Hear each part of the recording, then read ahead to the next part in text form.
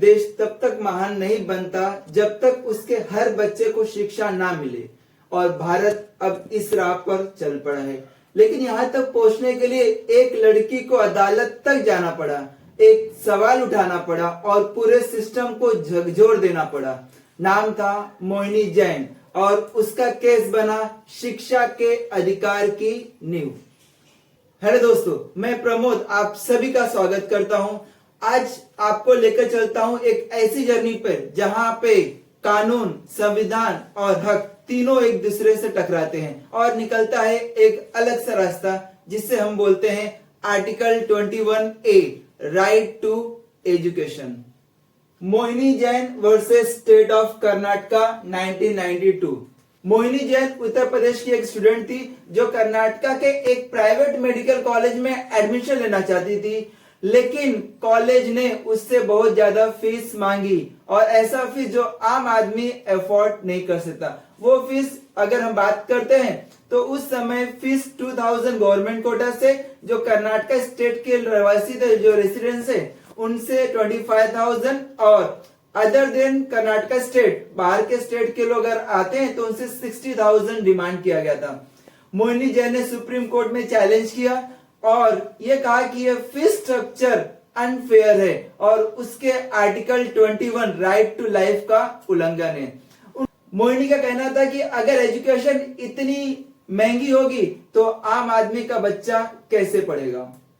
Supreme court ने कहा right to life, article 21 का मतलब सिर्फ जिंदा रहना नहीं, बल्कि जिंदा रहने के लिए डिग्निफाइड लाइफ भी जरूरी है और उसके लिए एजुकेशन बहुत जरूरी है। इसके लिए right to education is part of right to life. इसलिए स्टेट पर जिम्मेदारी है कि वो सभी को शिक्षा प्रदान करे और प्राइवेट कॉलेज के द्वारा एक्सेसिव फीस लेना अनकॉन्स्टिट्यूशनल है, संविधान के खिलाफ है। ये बात सुप्रीम कोर्ट ने फैसला सुनाया। फिर एक और केस आगे आता है, Unnikrishnan versus state of Andhra Pradesh 1993।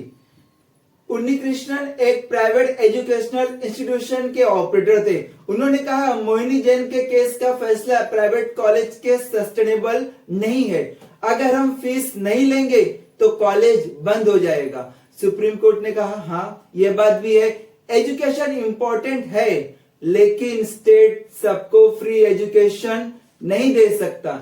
इसके लिए हम ये फैसला देते हैं कि 6 to 14 इयर्स तक, ध्यान से सुनना, 6 to 14 इयर्स तक के ही बच्चे को राइट टू एजुकेशन एक फंडामेंटल राइट होगा अंडर आर्टिकल 21, पर हायर एजुकेशन के लिए नहीं है। 1993 के बाद लोगों का प्रेशर बढ़ने लगा सरकार के ऊपर और सुप्रीम कोर्ट ने, और कहा कि सुप्रीम कोर्ट ने इसे फंडामेंटल राइट्स बनाया है तो सरकार इसे ऑफिशियली संविधान में डाले, और ऐसा ही हुआ।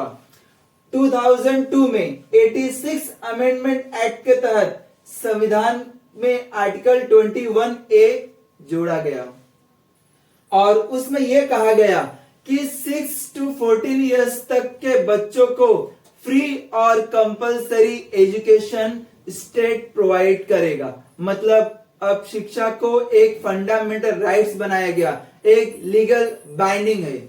लेकिन 2002 के बाद भी लगभग 7 साल तक सरकार ने कोई कानून नहीं बनाया। लोग सवाल उठाने लगे, क्या ये सिर्फ एक वादा था? फिर फाइनली 2009 में आखिरकार पार्लियामेंट ने right of children to free and compulsory education 2009 में एक्ट पास किया। फिर फाइनली 2009 में संसद ने, पार्लियामेंट ने right to education act RTE act pass किया। इससे सभी स्कूल के बच्चों को क्वालिटी एजुकेशन देना जरूरी कर दिया गया। इस कानून ने पहली बार भारत के हर बच्चे को अधिकार दिया कि उसे 6 to 14 इयर्स तक की उम्र तक उसे निशुल्क और अनिवार्य शिक्षा मिलेगी, और अगर स्कूल एडमिशन देने से मना करता है तो उसके माँ बाप, उसके पेरेंट्स, उसके गार्जियंस सीधा सुप्रीम कोर्ट तक जा सकते हैं और अपने बच्चों का अधिकार मांग सकते हैं। और ये 1 अप्रैल 2010 में ये कानून पूरे भारत में लागू हो गया। आरटीई लागू किया गया पूरे भारत में। आरटीई एक्ट के कुछ इंपॉर्टेंट पॉइंट्स जिसमें से स्पेसिफाई किया गया कि 6 to 14 इयर्स तक के बच्चों को फ्री में एजुकेशन मिलेगा और प्राइवेट स्कूल को 25% सीटें गरीब बच्चों के लिए आरक्षित करना होगा। ईडब्ल्यूएस इकोनॉमिक वीकर सेक्शन के लिए भी 25% उसको रिजर्व रखना होगा, प्राइवेट स्कूल को भी। ये तो 12 बेसिक बात आर्टिकल 21A के बारे में। अभी थोड़ा सा आगे